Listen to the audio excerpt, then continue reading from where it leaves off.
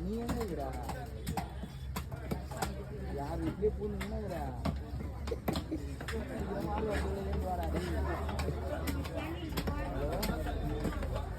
சீக்கிரமே ஆள் வருதுல்ல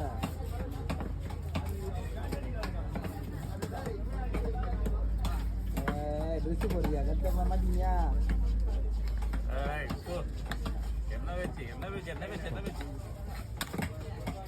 வந்தானே காலையில கவுச்சாட்ட சொல்லுங்க